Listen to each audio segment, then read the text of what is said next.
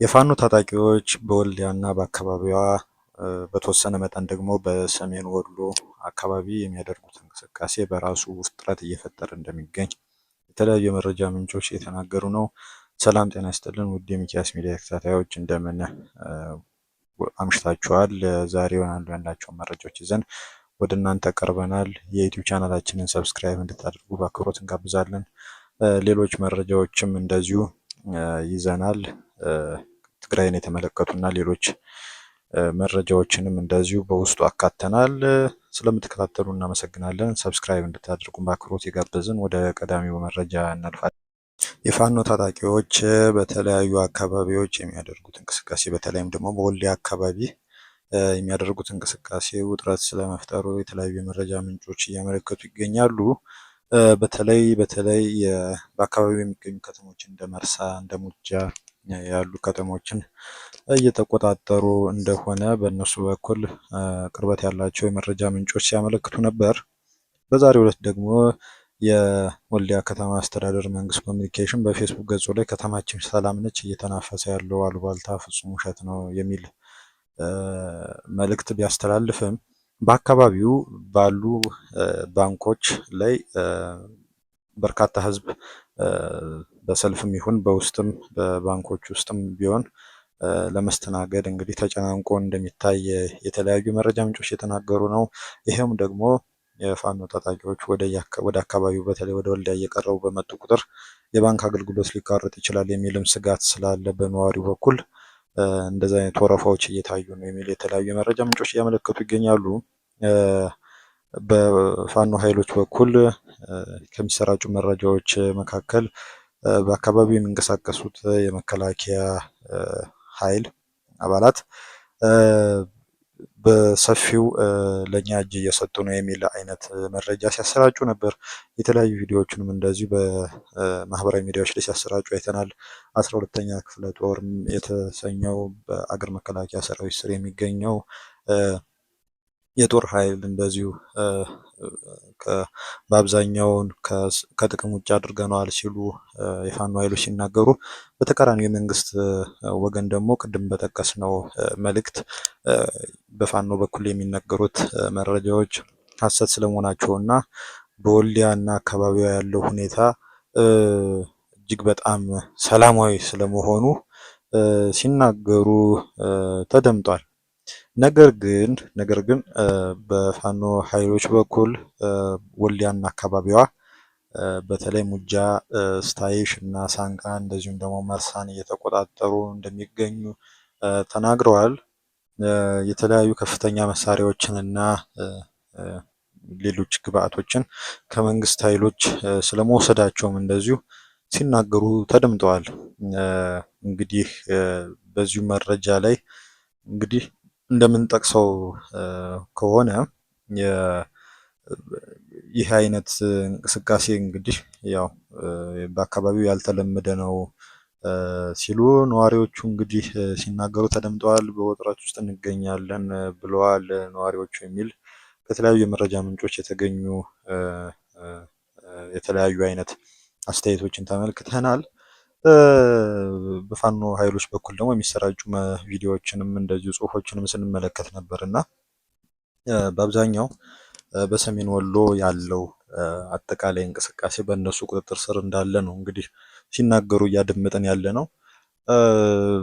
በመንግስት በኩል ከወልዲያ ከተማ አስተዳደር የመንግስት ኮሚኒኬሽን ጉዳዮች የፌስቡክ ገጽ ባለፈ ክልሉም ሆነ ከፍ ሲልም ደግሞ ጉዳዩ የሚመለከተው የአገር መከላከያ ሰራዊት የመንግስት ኮሚኒኬሽን አገልግሎትም ምንም አይነት አስተያየት ሲሰጡ አላየንም፣ ወይም ደግሞ ይፋዊ ማብራሪያ ሲሰጡ አልተመለከትንም በጉዳዩ ዙሪያ ማለት ነው።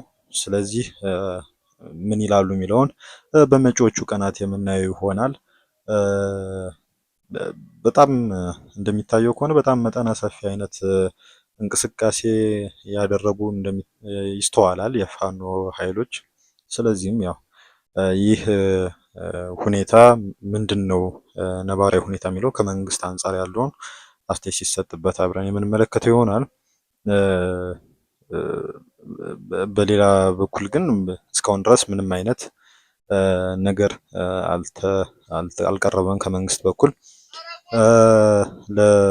እንግዲህ ፋኖ ኃይሎች እንደሚሉት ከሆነ ለሶስተኛ ቀን ነው እንግዲህ ይሄን አይነት እንቅስቃሴ ሲያደርጉ የነበረው። አጠቃላይ ውጤቱን እንግዲህ ከቀናት በኋላ ወይም ደግሞ ምናልባት ከሰዓታት በኋላ አብረን የምንመለከተው ይሆናል። በሌላ በኩል ደግሞ ከትግራይ የሰላም ኃይል ጋር የተያያዙ አንዳንድ መረጃዎች አሉ። ከትግራይ የሰላም ኃይል ጋር በተገናኘ እንግዲህ ሀራ መሬት ወይም ደግሞ ነፃ መሬት የሚል ቀጠና በመያዝ ሲንቀሳቀሱ ወይም ደግሞ አሁንም እየተንቀሳቀሱ እንደሚገኙ የሚታወቅ ነው። በማይጸብሪ በኩል በሀራ መሬት በሚል ስያሜ እንግዲህ የትግራይ ሰላም ኃይሎች እዛ አካባቢ ሲንቀሳቀሱ እንደቆዩና አሁንም እንዳሉ የሚታወቅ ሲሆን በአሁኑ ወቅት ግን ከሀገር መከላከያ ሰራዊት ጋር አለመግባባት በእነሱ መካከል መፈጠሩን እንግዲህ የተለያዩ የመረጃ ምንጮች እየተናገሩ ነው። እንግዲህ በሀገር መከላከያ ሰራዊት ከፍተኛ አመራሮች በዛ አካባቢ በሚንቀሳቀሱ ማለት ነው በተደረገ ስብሰባ መሰረት በአዛዦቹ መካከል ማለት ነው ነፃ መሬት በሚል ስያሜ እንግዲህ የሚንቀሳቀሱ ታጣቂዎች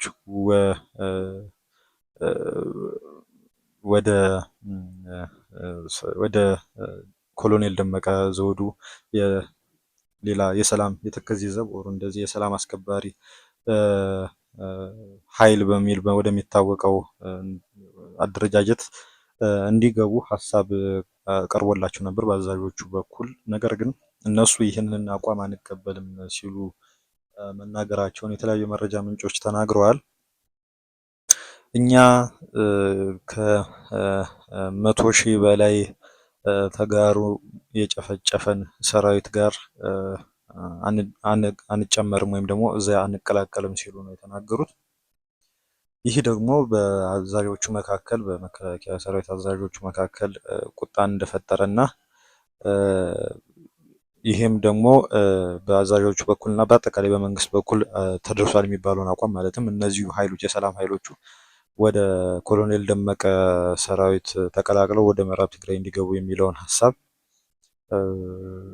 ነበር ሲያንጸባርቁ የነበሩት ነው የተባለው። ነገር ግን እነዚህ የትግራይ የሰላም ኃይል አባላት ደግሞ 90 በመቶ የሚሆኑት አባሎች የትግራይ የሰላም ኃይል ማለት ነው ይህንን ሀሳብ ተቃውሞታል ወይም ደግሞ ተቀባይነት አሳጥተውታል። ተቀባይነት እንዳይኖረው አድርገዋል። እንግዲህ በዚህ ምክንያት እንግዲህ በኮሎኔል ደመቀ እና ደመቀ ኃይል እና በትግራይ የሰላም ኃይል መካከል ውጥረት ስለመፈጠሩ እንግዲህ የተለያዩ የመረጃ ምንጮች እንግዲህ ይህን አይነት ውይይትና ውዝግብን ተከትሎ አመራሮችን ጨምሮ 10 የሆኑ ተዋጊዎችን ጭኖ ወደ ምዕራብ አቅጣጫ ሲጓዝ የነበረው ፓትሮል የሰላም ሰራዊት አባላትን ማለት ነው ተገልብጦ ከባድ ጉዳት ስለማድረሱ ተነግሯል። በዲማ አካባቢ በተፈጠረው በዚህ የመኪና መገልበጥ አደጋ እንግዲህ ይሄን ውሳኔ በሚቃወመው ማለትም ይሄን እኛ ወደ ትግራይ ማለትም ወደ ኮሎኔል ደመቀ ኃይል አንቀላቀልም ሲሉ አቋም በያዙት አካላት ላይ ተቃውሞ ወይም ደግሞ ይህን ሀሳብ ባለመቀበል አቋም ይዞ የነበረው ሾፌር የመኪናው እንግዲህ ዘዋሪ እንደነበረ እንግዲህ ለማወቅ ተችሏል።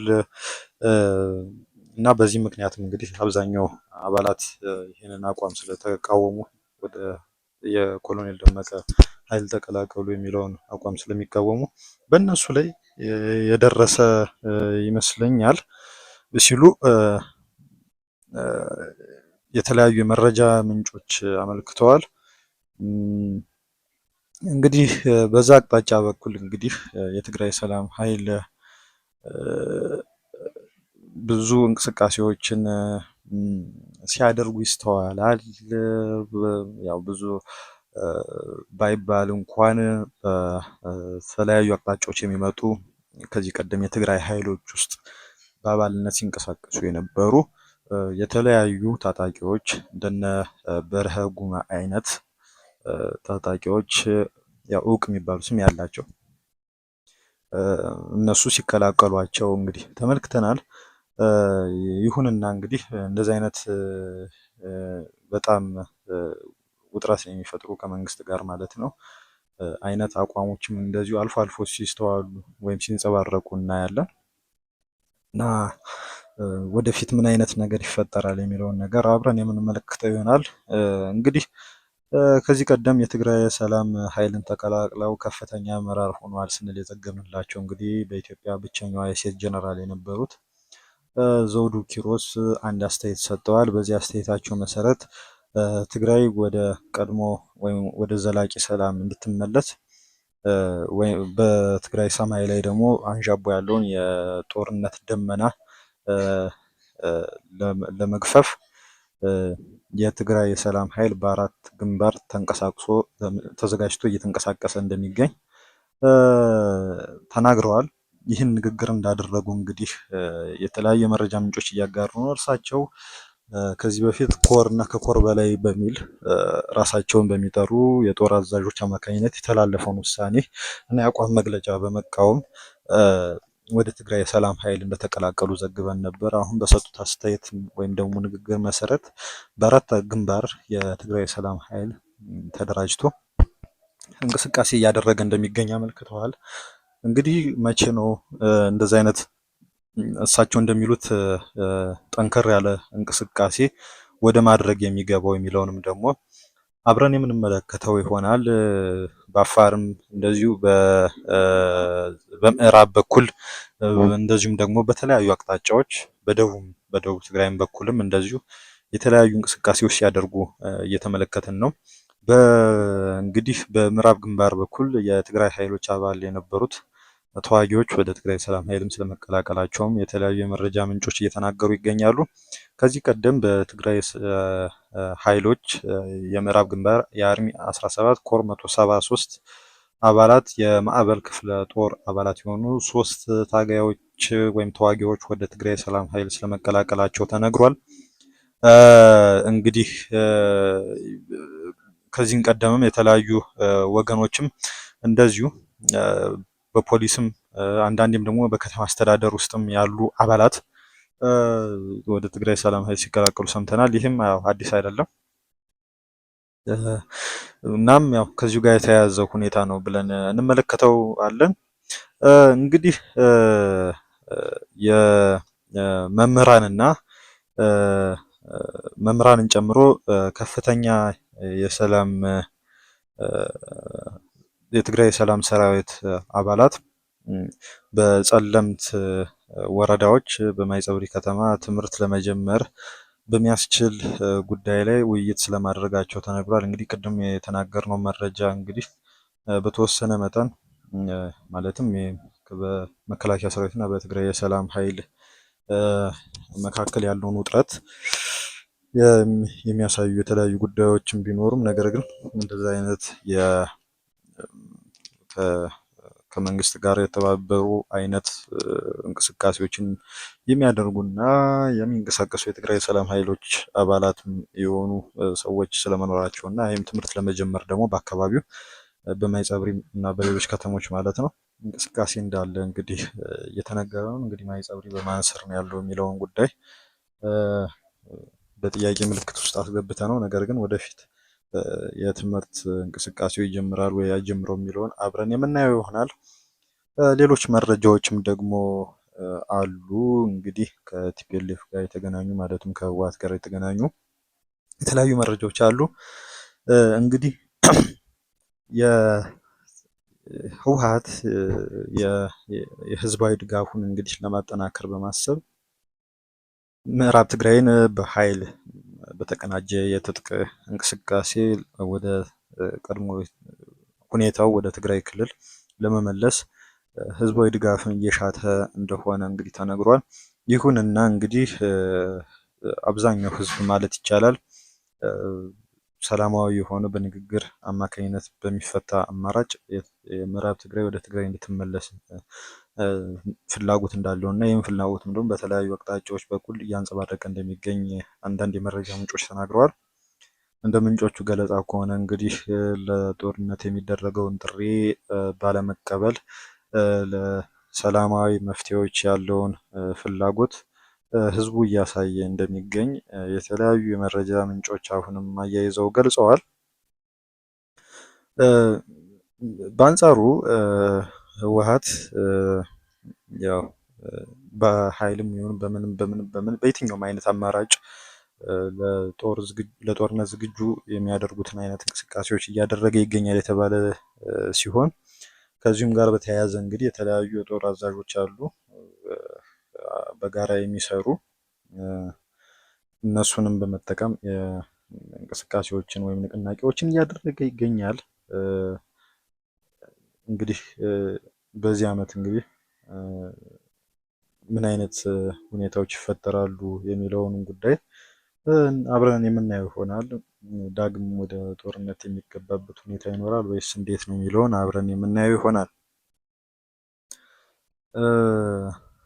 አንዳንድ ምሁራን ደግሞ በሌላ በኩል ደግሞ እንደሚናገሩት ከሆነ በትግራይ ውስጥ ያሉ ወጣት ዜጎች የተረጋጋ ገቢ ወይም ደግሞ ጥሩ የትምህርት እድሎችን ለማግኘት የሚያስችል ሁኔታ የለም ብለው በመደምደማቸው ሳቢያ ከክልሉ እየወጡ እንደሚገኙ አመልክተዋል። እንግዲህ የስራ እድልም አለመኖርም እንግዲህ ከዚሁ ጋር የሚደመር ሀሳብ ነው።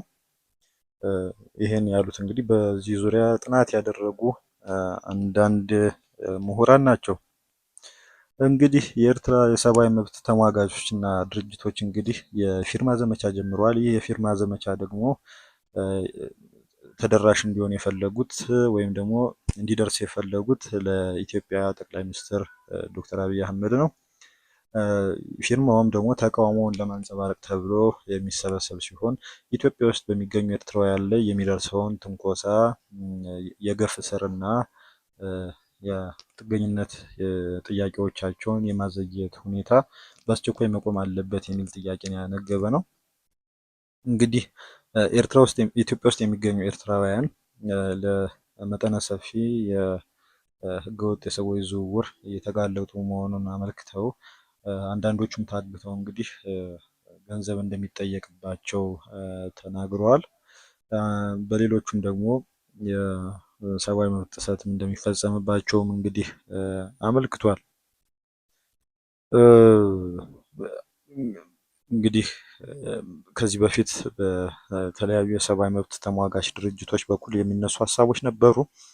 ኤርትራውያን ላይ የሚደርሱ የተለያዩ የሰብአዊ መብት ጥሰቶች አሉ የሚል ሀሳብ ሲቀርብ ነበረ። እንግዲህ ይህንን የሚያጠናክር ይመስላል ይሄ መረጃ። በመጨረሻም እንግዲህ የምናየው ከሆነ እንግዲህ ኤርትራውያንን በኤርትራ ውስጥ ያሉ ኤርትራውያንን የሚመለከት መረጃ ነው። ከትግራይ ጦርነት በኋላ በኤርትራ ውስጥ ያለው የወታደራዊ ምልመላ ምን ይመስላል የሚለውን የሚያመለክት ነው ይሄ ዘገባ። እንግዲህ በኤርትራ ውስጥ የሚገኙ ኤርትራውያን ከዚህ ቀደም ወደ ሳዋ የሚሄዱበት ሁኔታ ወይም አገራዊ አገልግሎት የሚባል አይነት ሁኔታ ነበረ፣ አሁንም አለ። ነገር ግን ከትግራይ ጦርነት በኋላ ይህ ምልመላ በእጅጉ እንዲጨምር ሆኗል የሚል ነው የሚያሳየው ይሄ ሪፖርት።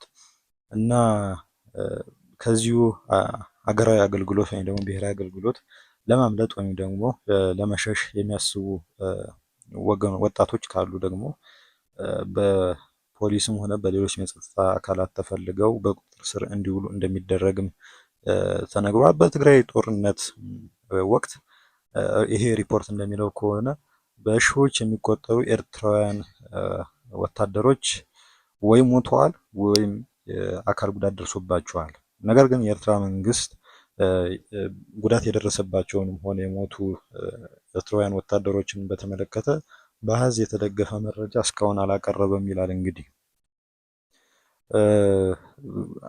ይህም ሪፖርት ደግሞ እንደሚያመለክተው ከሆነ ወደ ኤርትራ የሚመለሱ ከኢትዮጵያ ማለት ነው